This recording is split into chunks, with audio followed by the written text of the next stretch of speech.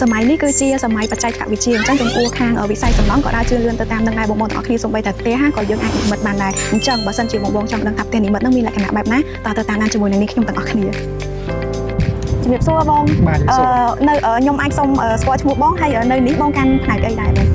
បាទខ្ញុំបាទឈ្មោះខាសេរីទូទីរបស់ខ្ញុំនៅក្នុងរោងចក្រនេះគឺកាន់ខាង production នៅក្នុងរោងចក្រនៅទៅប៉ុណ្ណឹងចាអញ្ចឹងនៅនេះបងកាន់ខាង production ហើយខ្ញុំដូចជាបានដឹងខ្លះៗដែរបងពីខាងរោងចក្រហើយខ្ញុំចង់ដឹងថានៅនេះផ្ទះបង្គំយើងផលិតប្រភេទផ្ទះបង្គំអញ្ចឹងណាបងធ្វើឲ្យយកទៅផ្គុំហើយផលិតចេញជាផ្ទះប៉ុន្តែខ្ញុំចង់ដឹងថារយៈពេលតាំងពីយើងចាប់ផ្ដើមធ្វើរហូតទៅដល់ភ្ញៀវគាត់កាន់សោចូលនៅហ្មងណាតែជារយៈពេលប៉ុន្មានខែដែរសម្រាប់ការសាងសង់នេះទី1យើងត្រូវផលិតនៅក្នុងរោងចក្រទី2ត្រូវតម្លើងនៅការដ្ឋានជាក់ស្ដែងចាបងអញ្ចឹងរយៈពេលដំបូងការផលិតនៅរោងចក្រតាមរយៈពេលតែ15ថ្ងៃទេ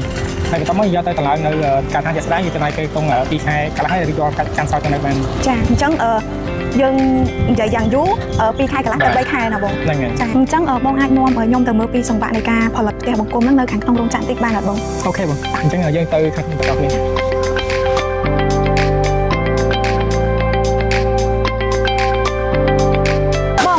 ាដូចជាបានដឹងខ្លះៗថាប្រព័ន្ធទឹកភ្លើងនៅនេះគឺយើងត្រូវបានប្រកបនៅក្នុងគ្រឿងបង្គំហើយជាស្រេចប៉ុន្តែខ្ញុំចង់ដឹងថាចំណុចហ្នឹងវាសំខាន់បែបម៉េចបងអាច detail ប្រាប់ខ្ញុំបន្ថែមតិចបានអត់បងបាទចំពោះផ្ទះរបស់យើងទីខ្លាំងគឺយើងបែងចែកជាប្លង់ទឹកភ្លើងហើយនិងប្លង់ structure និងប្លង់ report អញ្ចឹងជាក់ស្ដែងឥឡូវនេះយើងធ្វើប្លង់ structure ក្នុងព្រឹងរូបនេះជាមួយនឹងប្លង់ទឹកភ្លើងគឺទៅតំណែងទៅបងអញ្ចឹងរោងចក្ររបស់យើងគឺយើងមានប្រកបជាប្រភេទប្រយោព្រីភ្លើងស្រាប់ជាប្រភេទប្រយោដែលសម្រាប់តាមបន្ទប់ទឹកគឺយើងមានស្រាប់យកបញ្ជាក់យើងប្រាប់ដែរអញ្ចឹងសរុបជារួមមកគឺទាំងគ្រឿងបង្គំទាំងប្រយោទឹកប្រយោភ្លើងគឺយើងប្រកបហើយជាស្រេចតែឲ្យតែដល់ចំណុចកញ្ចប់គឺយើងគ្រាន់តែយកវាទៅតម្លើងហើយយើងតចំណុចពីជាប់គ្នាគឺជាការស្រេចវាងាយស្រួលជាងយើងធ្វើធម្មតាចាវាខុសគ្នាពីផ្ទះដែលយើងសាងសង់នៅការដ្ឋានផ្ទាល់ជាទូទៅហ្មងនៅនេះយើងប្រកបហើយស្រាប់ហ្មងនេះពិសេសហ្មងបាទយើងមិនបាច់ហាត់ទៅកាត់ជាងដើម្បីបុកដាក់ហ្គេនដាក់អីទេចាប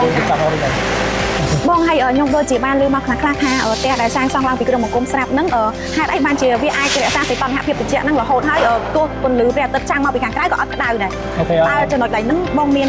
អីពិសេសដែលថានៅខាងក្រៅហ្នឹងណាបងអូខេអញ្ចឹងត្រង់ចំណុចហ្នឹងជាចំណុចសំខាន់របស់ផ្ទះរបស់យើងហ្នឹងចាអញ្ចឹងយើងមានឧទាហរណ៍មួយដែលយើងធ្វើតម្លើងជាអំពូលដើម្បីដើរតួជាកម្ដៅព្រះអាទិត្យអញ្ចឹងទៅពេលដែលយើងបិទវាគឺកម្ដៅគឺអាចផ្លេចចេញមកក្រៅបានទេមានអារម្មណ៍ថាជាក់រត់ចាអញ្ចឹងពេលយើងបើកទ្វារវិញមានអារម្មណ៍ថាក្តៅអញ្ចឹងនៅក្នុងអញ្ចឹងតែរបស់យើងនេះគឺយើងមានដាក់នៅបន្ទះអ៊ីស្លង់ដែលយើងប្រើជា EPS ដើម្បីប្រកបនៅក្នុងជាផ្ទះមួយអញ្ចឹងអញ្ចឹងធ្វើឲ្យកម្ដៅក្នុងផ្ទះរបស់យើងនេះគឺរក្សាអត្តភាពបានល្អអញ្ចឹងវាអត់ទៅជាក្តៅប្រហែលទេចឹងនៅពេលដែលមានពន្លឺព្រះអាទិត្យចាស់មកខ្លាំងប៉ុណ្ណាក៏ដោយក៏បន្ទះអ៊ីស្លង់នេះទប់កម្ដៅនឹងបានយើងនៅក្នុងហ្នឹងក៏អត់ក្តៅអត់អីហើយនៅពេលដែលយើងបើកផ្សិនតិចអីនៅខាងក្នុងក៏ចំហាយតិចហ្នឹងអត់ធៀបទៅខាងក្រៅអីដែរហ្នឹងហើយបងដោយសារតែ EPS នេះវាមានតួនាទីអ៊ីស្លង់ហ្នឹងដើម្បីទប់កម្ដៅទាំងកម្ដៅនិងកាសតិចចាចឹងសន្តិភាពនៅក្នុងផ្ទះគឺផេសម្រាប់ប្រភេទប្រួយរបស់យើងនេះគឺយើងធ្វើមកអាប់ប្រួយដើម្បីបង្ហាញអតិថិជនអំពីប្រភេទកញ្ចក់របស់យើងអញ្ចឹងកញ្ចក់ប្រភេទនេះគឺជាប្រភេទកញ្ចក់ធម្មតាចាបងពលឺដែលជះមកពីខាងក្នុងធ្វើឲ្យយើងមានអារម្មណ៍ក្តៅនៅពេលយើងបិទប្រួយទៅក៏នៅតែក្តៅដូចគ្នាបងប៉ុន្តែសម្រាប់ប្រភេទកញ្ចក់នេះវិញនៅពេលដែលយើងបើកប្រួយយើងមានអារម្មណ៍ថាក្តៅប៉ុន្តែពេលយើងបិទវិញគឺយើងមានអារម្មណ៍ថាក្តៅទេហើយសារតានេះគឺជាប្រភេទកញ្ចក់ដែលអាចរក្សាកម្ដៅបានអញ្ចឹងវាអាចទប់កម្ដៅទាំងកម្ដៅចេញនិងកម្ដៅចូលអញ្ចឹងរាល់កម្ដៅឬក៏អាកាសធាតុត្រជាក់គឺមិនអាចចេញពីផ្ទះឬក៏ចូលផ្ទះបានទេដោយសារតែកញ្ចក់ពេលនេះគឺជាកញ្ចក់ដែលទប់នឹងកម្ដៅអាកាសធាតុក្នុងចាបងហើយកញ្ចក់ពីរនេះខាងរោងចក្រគាត់ធ្វើជា simple ដើម្បីឲ្យភ្ញៀវគាត់មកបាទអញ្ចឹងជាបាទអញ្ចឹងអាស្រ័យដល់អតិថិជនបើសិនគាត់ត្រូវការប្រភេទកញ្ចក់មួយនេះគឺយើងមានរៀបចំជូនគាត់បើសិនគាត់ត្រូវការប្រភេទកញ្ចក់មួយនេះក៏យើងមានជូនគាត់គ្នាដែរយើងមានតាំងពីរប្រភេទបាទប៉ុន្តែកញ្ចក់ពីរនេះខុសគ្នាហ្នឹងហើយគុណភាពវាខុសគ្នាចាបងចឹងអាស្រ័យលើអតិថិជនដែលគាត់ជឿថាគាត់មិនត្រូវយកកញ្ចក់មួយណាចាបងកញ្ចក់មួយនេះគឺកញ្ចក់មួយនេះបាទគុណភាពបែបហ្នឹងសន្សំសំចៃពេលវេលានិងថវិកាបែបហ្នឹងហើយបើសិនជាយើងប្រៀបធៀបទៅជាមួយនឹងផ្ទះដែលយើងសាងសង់នៅខាងក្រៅបងគឺមានតម្លៃខ្ពស់ជាទីបំផុតហើយហេតុអីបានជាបងប្អូនអត់ជ្រើសរើសសាងសង់ជាមួយនឹងផ្ទះនិមិត្តមួយនេះបងទាំងអស់គ្នាមានឃើញគ្រឿងបង្គំនៃផ្ទះហ្នឹងមើលទៅរឹងមាំហើយជាប់អត់បងហើយបងចង់ដឹងថាអាចកំបាំងនៅពីក្រោយហ្នឹងខាងរោងចក្រគាត់មានអាចកំបាំងអីដែលពិសេសហើយថ្ងៃនេះខ្ញុំចង់មកប្រាប់បងទាំងអស់គ្នាចំពោះអាចកំបាំងនៅពីក្រោយដែលធ្វើឲ្យគ្រឿងបង្គំផ្ទះហ្នឹងរឹងមាំគឺខាងរោងចក្រគាត់បានជ្រើសរើសប្រើប្រាស់ជាមួយនឹងទឹកថ្នាំលេប៊ីតុងថៃស៊ូប ជាចុងក្រោយក៏អរគុណបងដែលផ្ដល់ជាបទពិសោធន៍ថ្មីសម្រាប់ខ្ញុំហើយនេះក៏ជាលើកទី1ដែរដែលដឹងថានៅស្រុកខ្មែរយើងមានផលិតជា